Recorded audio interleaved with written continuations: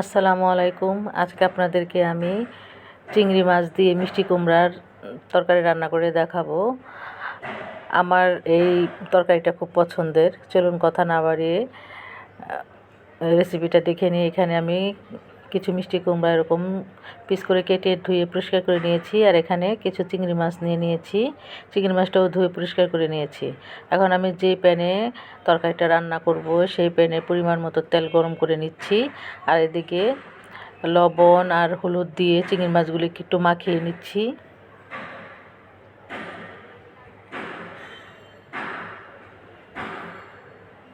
হলুদ লবণটা ভালো করে চিংড়ি মাছের সাথে মাখিয়ে নিতে হবে। আপনারা লবণ হলুদ মাখিয়ে চিংড়ি মাছটাকে 10 থেকে 15 মিনিটের মতো রেখে দিবেন। আমি সময় ছিল না তাই ম্যারিনেট করে রাখিনি, আমি সাথে সাথে রান্না করেছি। আপনাদের হাতে সময় থাকলে আপনারা কিছুক্ষণ ম্যারিনেট করে রেখে দিবেন মশলা মাখিয়ে। তো এখন আমি গরম তেলে চিংড়ি মাছগুলি দিয়ে দিলাম, দিয়ে এক পাশ 1 মিনিটের মতো ভেজে উল্টে দিচ্ছি মাছগুলিকে। সবগুলো মাছ উল্টে ওই পাশটাও আমি 1 মিনিট ভাজবো। 1 মিনিট ভেজে আমি চিংড়ি মাছগুলিকে তুলে নিচ্ছি তেল থেকে।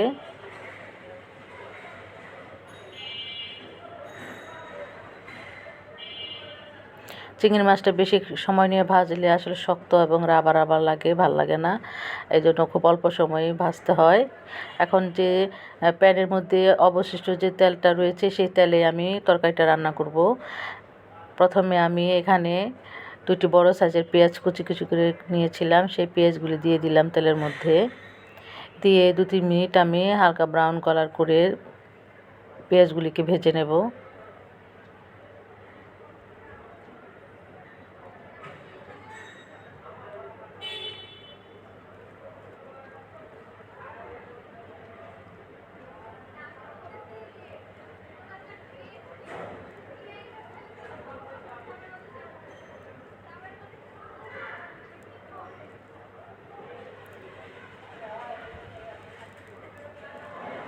পেঁয়াজগুলি হালকা ব্রাউন কালার হয়ে গেলে এখানে আমি 1 চামচের মতো লবণ দিব, আর এখানে দিয়ে দিচ্ছি আদা বাটা রসুন বাটা। আদা রসুন বাটা আমি এখানে 1/2 চামচ করে দিয়েছি।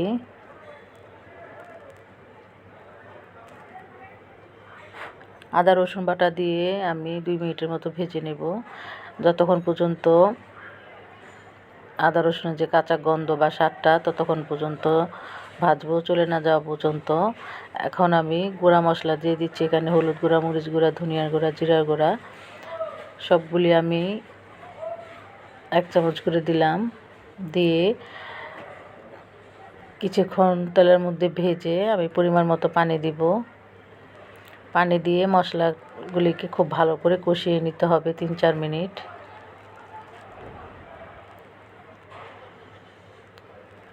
মশলাটা যত সময় নিয়ে আপনারা কষাবেন ততটাই তরকারির টেস্ট হয়।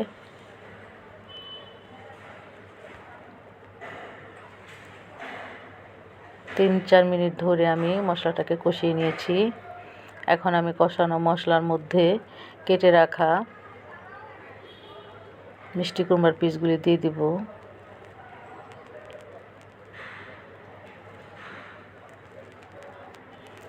এখানে আমি আরও 1/2 চামচের মতো লবণ দিলাম। দিয়ে এখন মশলার সাথে মিষ্টি কুমড়ার পিসগুলি খুব ভালো করে ভেজে নেব।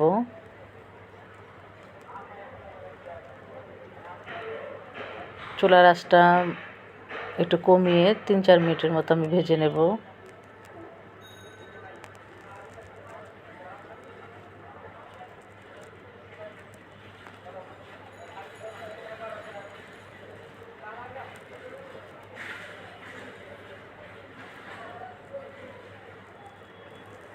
মশলার সাথে আমি মিষ্টি কুমড়ার পিসগুলি 3-4 মিনিট ভেজে নিয়েছি। এখন 1/2 কাপের মতো পানি দিব, দিয়ে ঢেকে 10 মিনিটের মতো আমি মিষ্টি কুমড়াকে একটু কষিয়ে নেব।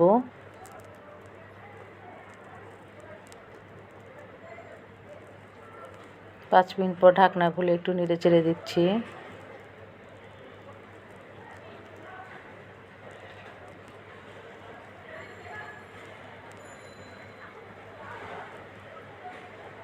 নেড়ে ঢেকে আরও 5 মিনিটের মতো আমি মিষ্টি কুমড়াটাকে কষাবো। 5 মিনিট পর ফিরে এলাম। মশলাটা কষানো হয়ে গেছে, মিষ্টি কুমড়াটাও কষানো হয়ে গেছে। একটু নেড়ে চেড়ে ঝোলের জন্য পানি দিব। ঝোলের পানিটা আপনাদের প্রয়োজন অনুযায়ী দিবেন। যদি ঝোলটা একটু বেশি পাতলা খান সেই অনুযায়ী আপনারা পানি দিবেন। আমি অত পাতলা খাবো না, একটু মাখো মাখো খাবো, এই জন্য পরিমাণ মতো পানি দিলাম যাতে মিষ্টি কুমড়া সিদ্ধ হয়ে যায় এই পানিতে, এবং ঝোলটাও যাতে আমার পরিমাণ মতো থাকে। আর মিষ্টি কুমড়াগুলি যাতে গলে না যায়, আস্তে আস্তে থাকবে কিন্তু সিদ্ধ হবে। এখন ঢেকে আমি 15-20 মিনিটের মতো রান্না করব।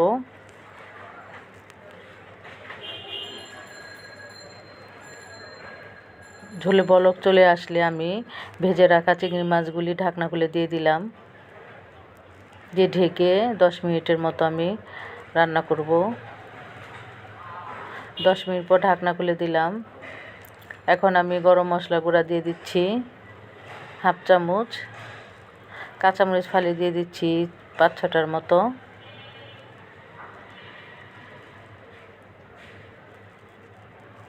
এখানে হাফ চামচের মতো চিনি দিচ্ছি। মিষ্টি কুমড়া তরকারিতে আমি সবসময় একটু চিনি দিই। আপনারা যারা পছন্দ করেন না, বিশেষ করে ডায়াবেটিস রোগী, তারা চিনিটা অ্যাভয়েড করবেন। তো আমি এখন আর ঢাকবো না, খোলা অবস্থায় চুলার উপর কিছুক্ষণ রেখে ঝোলটা একটু ঘন হয়ে আসলে আমি নামিয়ে নেব।